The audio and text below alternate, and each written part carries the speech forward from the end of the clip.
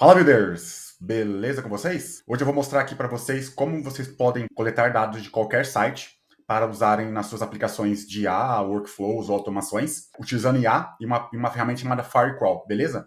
Antes de começar, não esqueça, como sempre, deixar seu like aí para nos apoiar e, se gostar do conteúdo, se inscreva no canal, beleza? Então, vem comigo. Bom, então aqui eu vou mostrar para vocês como é que a gente pode coletar, fazer data scraping, né, que é basicamente coletar dados de algum website usando o Firecrawl mais IA, tá?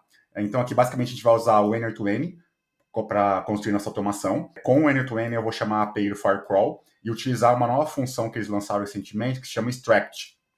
Essa função Extract, ela utiliza IA, agente de IA, para poder coletar dados de um website que você pré-definiu ali, tá? Bom, então aí usando o o Extract, a gente vai fazer o scrape dos dados no site da CoinGecko. Então, o CoinGecko é um site de cotação de criptomoedas. Então, a gente vai pegar as top 10 criptos ali atualmente, por volume, preço, valor de mercado, etc. Coletar esses dados. Esses dados vão ser retornados para o N2N. A gente vai tratar esses dados novamente no N2N. E aí, por fim, a gente vai chamar a API do Base Row para salvar esses dados no banco de dados aqui, tá? Beleza? Então, vou mostrar isso aqui para vocês na prática.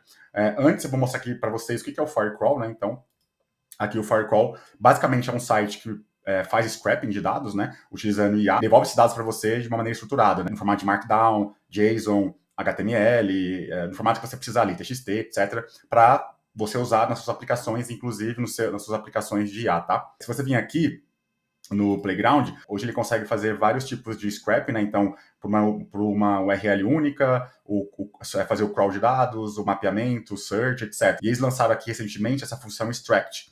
Essa função Extract, basicamente, se você vir aqui, ela permite que a gente coloque aqui um prompt, basicamente, e esse prompt ele vai interpretar esse prompt, e a partir do prompt ele já vai criar um esquema dos dados e extrair os dados do website e retornar para a gente no formato já estruturado. Então, como eu te falei, a gente vai fazer o scrapping aqui desse site da CoinGecko. Eu vou falar para ele pegar as 10 criptomoedas, as top 10 criptomoedas aqui, por preço, volume e market cap, tá? Então, vou trazer esses dados aqui e depois eu vou automatizar isso aqui no N2N, mas vou mostrar aqui para vocês no Playground. Então, basicamente, eu vou falar para ele...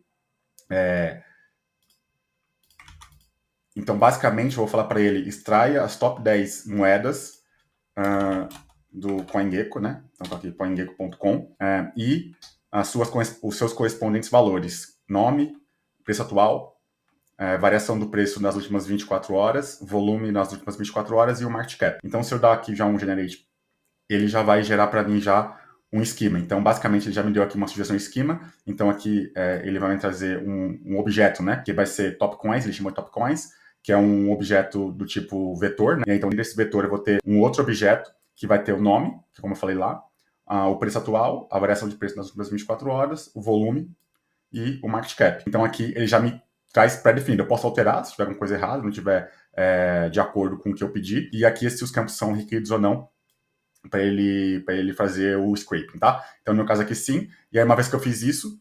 uma coisa importante aqui, ele colocou asterisco aqui, mas asterisco ele vai... O que quer dizer aqui? Ele quer dizer que ele vai tentar fazer o scrapping de todos os links que ele achar. No caso aqui, como as nossas informações estão na própria homepage, não tem paginação nem nada, eu falei para ele só fazer o scrapping só da homepage do CoinGecko, tá? Para ele não ter que fazer o scrapping do site inteiro. Então aqui, uma vez que eu coloquei isso aqui, eu posso mandar rodar. Aí, mandando rodar, ele vai começar aqui a fazer o scrape do site. E aí, em alguns minutinhos aqui, ele retorna para a gente o nosso dado estruturado. Aí ele retornou aqui, tá vendo? 10 itens, né? Aqui ele retorna já no formato já de JSON format, ou eu posso ver também no formato cru, né? Que é o formato raw.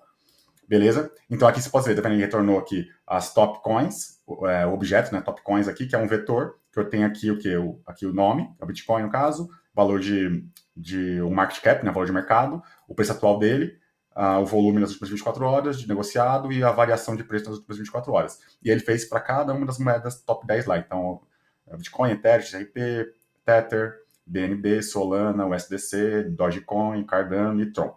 Beleza? Então, você vem aqui, ele vai estar aqui a mesma top 10. Ó, Bitcoin, Ethereum, XRP, Tether, BNB, até o Tron. Beleza? E aqui o preço aqui está certinho. Certo? Então, beleza. Então, aqui a gente já consegue ver mais ou menos como é que fica o resultado para a gente implementar isso no código. Para implementar no código, como é que a gente pode fazer aqui, né? Então, eu tenho aqui esse workflow aqui no Near2N, né? Então, basicamente, ele vai fazer a chamada para a API da Firequal para ele trigar um job lá para começar a startar o scrapping no site da CoinGecko. Depois ele vai pegar os resultados, né, que nem a gente viu ali no Playground, e para cada resultado eu vou depois tratar esse resultado, porque vem no formato que eu não quero. E aí, uma vez que eu tratei, eu vou para cada item lá que eu retornou, aqueles 10 itens, eu vou salvar no base row, tá? Então, eu vou rodar primeiro uma vez aqui, para vocês verem, e depois eu vou passar step by step por cada nó aqui, explicando como é que funciona e por que eu usei cada um desses nós, tá bom? Então, eu vou dar aqui um test workflow, aí ele vai rodar, vai começar a rodar. Eu já explico por que tem esses waitings aqui de 10 e 30 segundos daqui a pouco. Mas ele vai fazer aqui a chamada lá e aguardar a resposta da API da Firequal, tá? Beleza, ele rodou aqui e agora ele está salvando os dados aqui no Base Row, que é o meu banco de dados aqui que eu estou usando para salvar esses registros. Perfeito, ele executou aqui com sucesso, terminou de salvar tudo. Aí se eu vim aqui no meu Base Row, pode ver que ele já até salvou aqui, ó. Como eu já fiz alguns testes, ele já está, tipo aqui a numeração já está começando no 28, que é o identificador daquela linha, que ele é um alfanumérico. Mas aqui ele salvou, tá vendo? O Bitcoin, Ethereum, na mesma ordem que retornou lá, tanto no Playground quanto aqui no nosso código, e para cada informação que eu pedi, né? O preço, o volume, a variação e o market cap. Então, com essas informações aqui, eu posso depois plugar uma interface em cima, um front-end, exibir isso em algum lugar, ou disparar isso para o e-mail, enfim, eu posso fazer qualquer tipo de ação com esses dados a partir do momento que eu tenho eles sendo atualizados, né? No caso aqui eu fiz o trig manual, mas a gente poderia também colocar um cron job aqui que roda a cada 1 minuto, 15 minutos, 1 hora, com uma frequência de um agendador para rodar aqui, ou ele ser realmente chamado através de uma API. Então eu poderia também substituir o meu trigger aqui por um webhook, que alguém chama, ele vai trigar esse workflow e depois, uma vez que ele finalizou, os dados vão estar disponíveis no banco de dados lá para serem consumidos, tá bom? Então, aqui falando agora um pouco do fluxo, primeiramente aqui no fluxo, né, eu tenho esse nó aqui de HTTP request, né, então, basicamente eu coloquei o nó de HTTP request, então, para quem não sabe aqui, só vim aqui, HTTP request, tá, ele vai me adicionar esse nó aqui, então posso adicionar esse nó aqui, tá vendo? E aí, para esse nó aqui, o que tem aqui, né, aqui eu tenho um endpoint para chamar, então, se eu vim aqui na documentação do Firecrawl, eu vim aqui na documentação, eu tenho aqui uma nova função de extract, né? Aí aqui ele me mostra aqui um exemplo de chamada, então eu posso usar isso aqui como base. Eu vou precisar de um token de autorização, então para pegar o token de autorização, você vem aqui no dashboard, e aí você vai vir aqui API tokens, ele já vai ter um token default, você pode criar um token novo, tá? Então você pega esse token aqui, e uma vez que ele tem esse token aqui, você pode fazer o seguinte, né? Você pode copiar o cur aqui, né? Que é uma forma de chamar a API dele, você pode fazer isso aqui, ó, copiar, e aí eu venho aqui, nesse aqui que eu adicionei de exemplo, por exemplo, aqui, ó, e eu venho aqui em import cur. Se eu dar um import cur aqui, eu colo e mando importar. Ele já vai trazer certinho aqui com os parâmetros de exemplo, né? Aí você pode alterar aqui para os seus parâmetros para fazer o scrapping do seu site que você quer coletar os dados, tá? Aí aqui eu tenho uma autorização, né? Então, um header, né? Então eu tenho que colocar aqui authorization. Esse bear token aqui é o token que você pegou lá no seu API token, tá? No meu caso aqui, você pode chamar desse jeito, ou você pode já deixar pré-cadastrada essa credencial para ficar mais fácil para reutilizar, né? Então, no meu caso, eu deixo ela pré-cadastrada, né? Então eu não uso isso aqui, e aí eu venho aqui no tipo de autenticação, pego uma genérica, já que está pré-definida, que é o meu header é o auth aqui, e aqui eu tenho já aqui Firecrawl.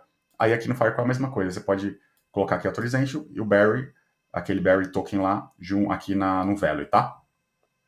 Não tem muito segredo, beleza? Então, só apagar esse aqui que estava servindo de exemplo, beleza? Aí, voltando aqui para o nosso nó, então. Então, aqui eu tenho os parâmetros, já tenho aqui a minha autenticação, minha API de autenticação já está configurada. E aqui no body, vou enviar no formato JSON, né? Então, no formato JSON, deixa eu abrir aqui para vocês verem, basicamente, nosso exemplo aqui, você vai ter que colocar aquele esquema lá, né? No meu caso, eu já tinha copiado o esquema aqui, né? Então, eu coloquei lá o esquema que eu pré-defini lá. Eu só alterei os nomes aqui, mas basicamente a mesma coisa. Em vez de ter top coins, coloquei coins, aí coloquei name, actual price, variation, volume e market cap, tá? Eu só mudei os nomes, mas é o mesmo esquema que ele sugeriu lá quando eu coloquei o prompt. Aí aqui é o esquema, aí aqui eu preciso colocar as URLs ou a URL que eu quero fazer o scrapping, então aqui no caso é a CoinGecko, exatamente igual lá no Playground. E aqui eu coloquei o prompt, né? Quero que ela extraia as top 10 coins e traga os valores correspondentes, né? Actual price, variation, volume, etc. Tá bom? Então, basicamente, aqui você colocar o mesmo esquema que você colocou lá. Lá no Playground, tá? Que veio a sugestão no Playground. Alterando os dados para o que você quer fazer aqui. Lembrando que se eu colocar aqui um asterisco, que ele chama de wildcard, ele vai fazer o scrapping de todos os links que ele encontrar. Se eu colocar só um link específico, ele vai só fazer o scrapping daquele link. Ou se eu posso colocar mais de um link, né? Isso aqui é uma lista, né? Então eu poderia colocar aqui, sei lá, mais CoinGecko / sei lá, about, algo do gênero, tá bom? Posso colocar mais de um aqui, caso eu queira URLs específicas, beleza?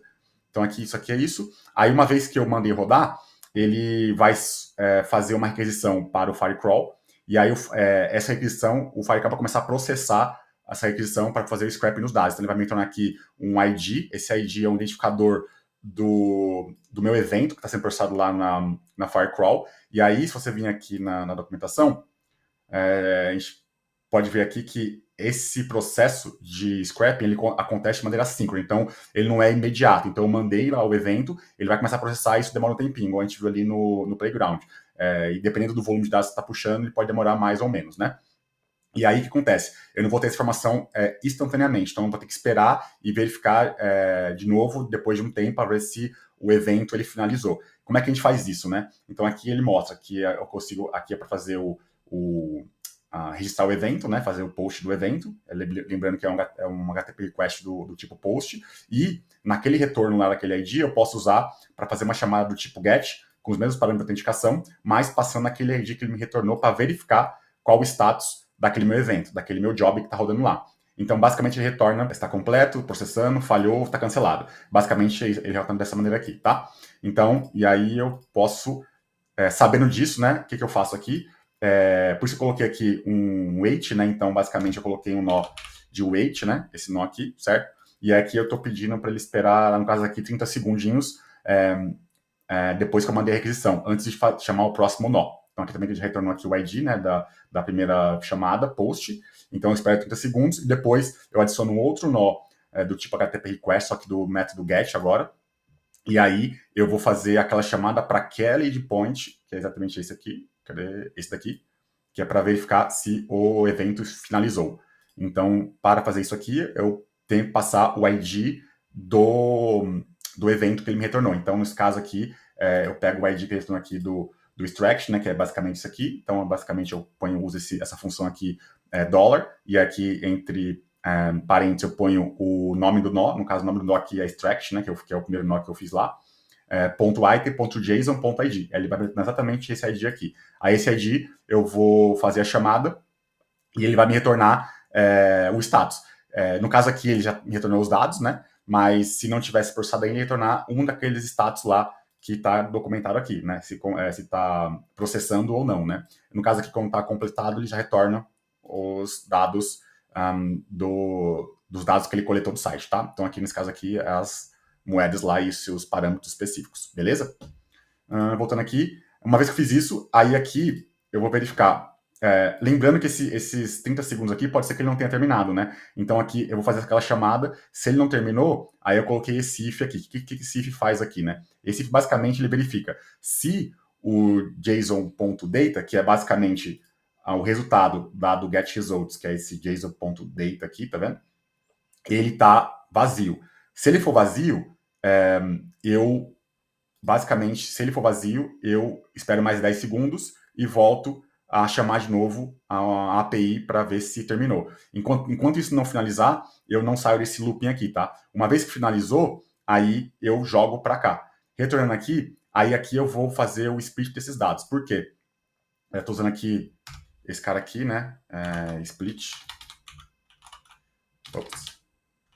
Split, tá vendo? Split out. O que é esse cara, que é esse split out aqui? Basicamente, ele vai me falar, eu vou formatar esses dados de uma maneira que eu quero, porque veja que ele me retorna com uma série de objetos aqui a mais, tipo sucesso, data, enfim, ele já me retorna, e aqui embaixo tem status e data de expiração, né? Então aqui, ele me retorna dentro já de um objeto, de um vetor. Então, mas eu quero só os dados que estão dentro de coin, que já é uma lista, né? Então, eu basicamente falo para ele, splita tudo que está dentro de coin numa lista separada. Então, eu pego aqui os dados data.coin, que é basicamente isso aqui, né? Eu posso pegar aqui e arrastar para cá. E aí, uma vez que eu fiz isso, ele vai pegar só esses dados que estão dentro desse data.coin aqui e vai me retornar nesse formatinho aqui já de lista normal, tá? Aqui está em tabela, mas ele vai me retornar desse jeito aqui, ó. Perceba que ele removeu todos os dados que não estão dentro de coins e me retornou só uma lista de coins. Aqui na tabela fica bonitinho. Beleza? Aí, uma vez que eu fiz isso, para cada um desses itens aqui, certo? Para cada um desses itens, eu vou interar neles. Então, aqui eu faço um looping. Então, eu vou de 1 em 1 ali. Nesse caso aqui, eu poderia colocar um batch maior, né? Mas aqui eu vou de 1 em 1. E para cada um deles que ele pegou, eu vou inserir os dados lá no Base Row, que eu falei para vocês lá. E aí, de novo, aqui eu tenho uma conta já configurada no Base Row, já. Então, aqui, de novo, nas credenciais lá, eu já tenho lá a minha conta configurada, com o meu usuário e senha. E aí, eu vou aqui, no caso, eu vou usar um research de row, né? E eu vou criar uma linha. Não vou deletar, posso deletar, pegar uma, várias, atualizar, etc. Mas no caso aqui eu vou criar uma linha. Aí o meu banco de dados é esse N8N Sandbox que eu criei lá. E a tabela é Coin Price, que eu criei também lá, com aqueles campos lá que eu mostrei anteriormente. E aí aqui eu estou fazendo um mapeamento dos dados. Então ele vai me retornar de 1 aqui, com esses nomes lá. E aí, aí aqui eu ponho o campo name da tabela corresponde ao name aqui. O campo price corresponde ao campo actual price aqui, entendeu? E assim por diante, até preencher todos os campos da tabela. E aí, uma vez que ele inseriu, ele vai retornar aqui a inserção com sucesso, certo? E aí ele vai fazer isso para cada uma daquelas 10 linhas. Uma vez que ele fez isso, ele finaliza com sucesso. Perfeito? Então é isso, gente. Com o Firecrawl e essa nova funcionalidade de scrape com IA deles, dá umas possibilidades enormes para a gente fazer scraping em qualquer tipo de site ou informações na internet que você queira utilizar para usar na sua aplicação e você precisa atualizar ela em tempos e tempos. Enfim, dá para você fazer muita coisa com essa nova funcionalidade do Firecrawl, tá? Bom, espero que tenham gostado. Não esqueça de deixar seu like aí. Até a próxima e tchau!